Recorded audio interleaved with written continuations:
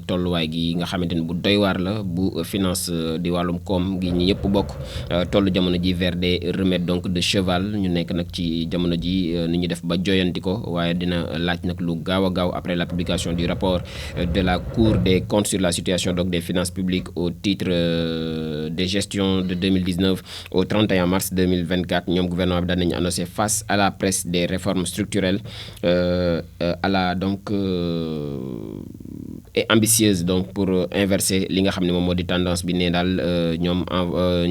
gouvernement bi tooguñu rek di xoole wala di xaar daan nañuy yëgle ay réformes yoo xamante ni moom la ñu daal di fas yéene daal di jublu nag ngir daal di renverser tendance bi nga xam ne moom moo daal di am jamono ji ak ay poursuites judiciaires yoo xam ne dañ ko daal di envisager contre les auteurs des irrégularités notées dans la gestion des comptes publics selon donc le journal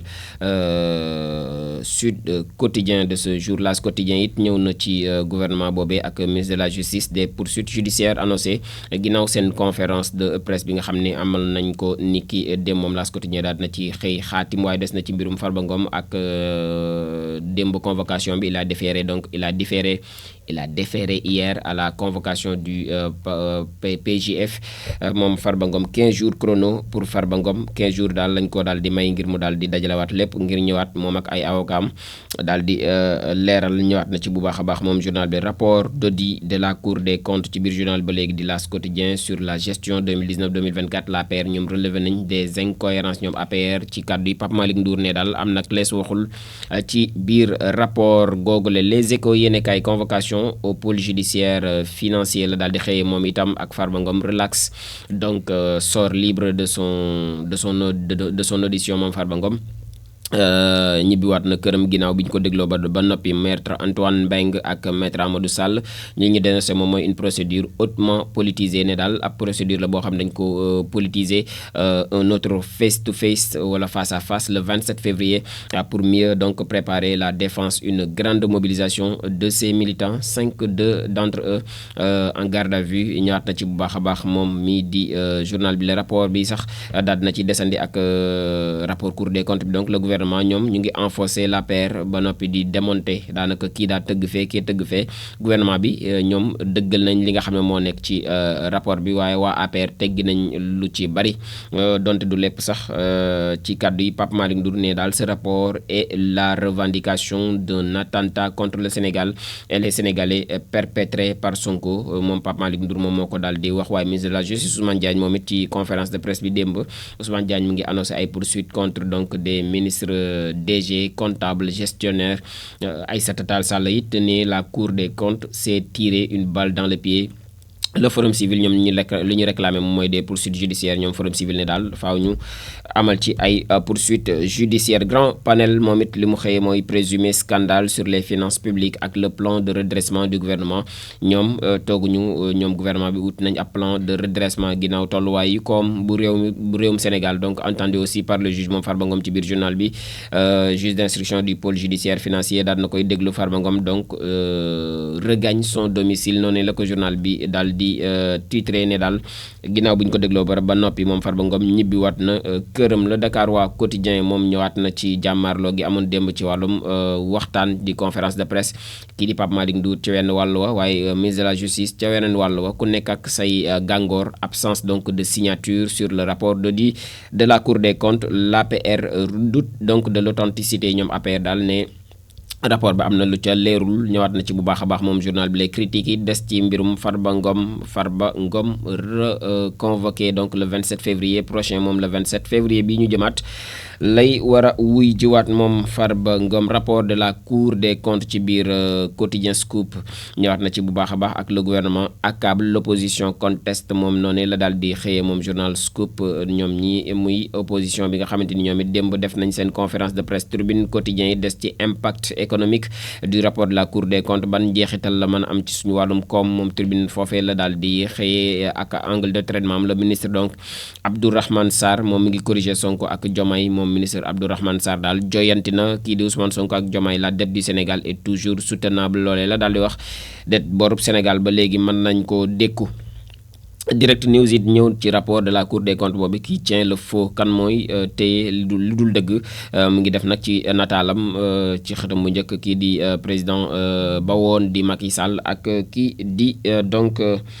Ousmane Sonko le premier ministre actuel du Sénégal. Libération quotidien ci mbirum Farba Ngom la daal di xëy ak Tahirou Sarr ce que le parquet financier demande au juge li parquet financier di sàkku ci juge bi loolu la daal di xëy waaye xëy na itam mbirum Matar Diagne moom mooy étudiant boobee xaru woon fële ca université Gaston Berger bu Saint-Louis. L'autopsie donc et l'enquête confirme la thèse du suicide. ñoom autopsie ba ak enquête ba confirmé ne nit ñi moom dafa daal di faat boppam maanaam dafa xaru moom mii di Matar Diagne. jàll ci lii quotidien it moom ci audition ki nga xam ne déglu nañ ko mooy Farba Ngom par le pool donc judiciaire financier. donc moom Farba Ngom rentre zen moom ñibbaat na këram calmement. maître Boubacar Cissé di avocat bu député boobule le juge n'a pas posé de questions loolee la wax ne daal juge bi laajul benn yoon kii di Farba Ngom il a mis donc à notre disposition les éléments du dossier. jébbal na leen lii di éléments yi nekk ci dossier bu Farba Ngom ak la première comparution bi nga xamante ni dina am le 27 février. moom Boubacar Cissé di avocat bu Farba Ngom boobee ñëwaat na ci bu baax a baax ci biir journal bi l'info yéenekaay ci irrégularité dans la gestion des finances publiques la xëyee vers la traque d'anciens ministres et DG. moom ministre Ousmane Diagne moom moo ko daal di yëgleen ñu ngi jëm nag ci wëri ñi nga xam ne ay anciens ministres lañ ak DG ñeel rapport bu Cour des comptes bi nga xamante ni génne na lu baree bari ci donc seen i rëq-rëq ci seen wàllum liggéey. Le point ñëw ci audition bu Farba Ngom ak la mobilisation remarquable donc des militants et sympathisants de Farba Ngom devant le pôle judiciaire financier venu lui témoigner donc leur soutien indéfectible. loolee la daal di xëy ñi nga xam ne daal bari nañ lool ci kanamu bërëb boobu ñu ko doon dégloo moom Farba Ngom di bërëbu pôle judiciaire financier bi ñu bari ñëw nañ daal ànd ak moom gunge ko ci wuyu googule. L'évidence it ñëw na donc ci nouveau xalif de Daaru Muxti muy xalif bu yees bu Daaru Muxti bi mu ngi wuyoo ci turu Serigne Khalid Mbacké. moom mooy le stratège aux destinées donc de la famille de Thierno. moom noonu la ko daal di titré muy xalif bu Daaru Muxti. bile audition libération bu Farba Ngom bi ñëwaat na ci bu baax a baax un même boubou une même couleur ne daal même boubou la sol même couleur moom Farba Ngom le maire des Agnam entouré d'une dizaine d'avocats ñi koy layool bari nañ lool ma toll nañ ci fukki avocat chez lui après son audition. une popularité donc ascendante des militants et camarades de parti mobilisés. moom Farba Ngom daanaka nit ñi tamit bokk nañ ci lu baree bari lu ko wuy si ngir daal di koy gunge. le verdict news ci carnage financier ak crime de sang sous son magistère la xëye. Macky Sall pourra-t-il échapper à la haute cour de justice ndax Macky Sall ginnaaw liñ koy jiiñ lépp ci xilaafam ndax mën naa rëcc lii di haute cour de justice. ñëwaat na bu baax a baax ci loolu lee di samp laaj moom journal bi les 24 heures yi des na ci agir vite avec responsabilité et méthode. mu ngi jëm ci wàllum Cheikh Diba moom ministre bi ñu dénk wàllum finance ak budget sur les alternatives donc pour redresser les finances publiques. ñëwaat na ci bu baax a baax moom journal bile donc desaat bu baax a baax ci mbirum rapport ba ak conséquences yi nga xam ne moom moo ci am jamono ji 5/5 itam ci rapport bi la des rapport de donc rapport Cour des comptes où étaient les corps de contrôle de 2019 à 2024 fan la corps de contrôle yi nekkoon ci 2019 jàpp 2024 moom journal bi di samp la célébration aussi de la fête des amoureux di Saint-Valentin. et si les Sénégalais en font un peu trop ne daal est-ce que Sénégalais yi defuñu ci lu ëpp lool ndax sax réew yi nga xam ni fa lañ ko jéggaane di ko def daanaka ñoom ay fo lañ ko jàppee wala sax yenn yu ñàkk fayda mais Sénégal daal jël nañ ko au sérieux jëlee nañ ko dënn. quand un peuple n'a plus de repères noonu sax la journal bi daal di koy conclure ci suuf. révélation moom it des na ci rapport bu donc Cour des comptes bi sur la gestion budgétaire ak le ministre de la justice annonce des poursuites. moom ministre de la justice mi ngi yëgle ay poursuites ginnaaw donc rapport bu Cour des comptes boobu les peuples quotidiens ci donc APR bi nga xam ne dañoo discréditer carrément Sonko ak la Cour des comptes. loolee la daal xëy ginnaaw seen conférence de presse bi ñu amal démb Pape Malick Ndour yëkkati na fa ay kàddu yu donc yoo xamante ni xëy na ngir discréditer lii di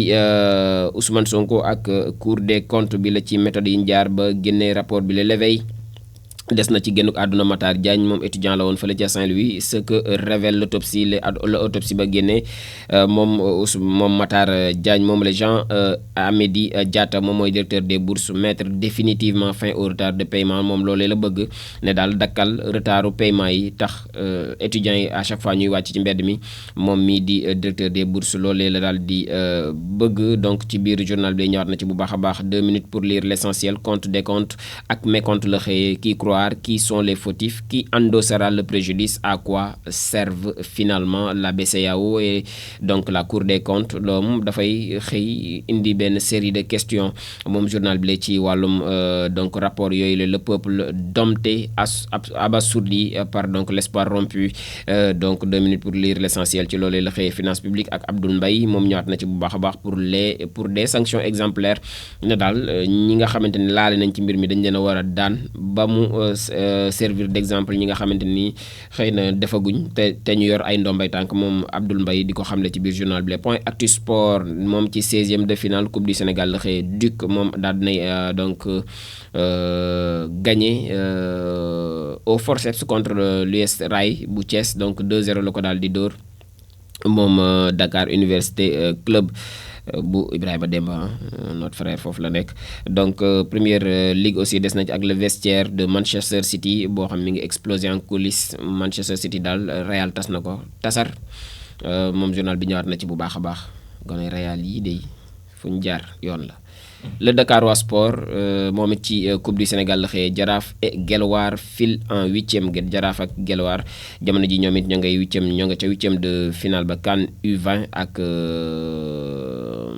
ci atum 2025 tenant du titre yi ñoom ñooy les Lionceaux mu di gayndey Sénégal yu ndaw yi ñoom ñoo gagné woon donc CAN U20 bu bii ñu weesu bénéficie donc d'un tirage favorable ñoom Sénégal jamono ji jàpp nañ ñi poule ba ñu nekk daal poule bu favorable la mën nañ fa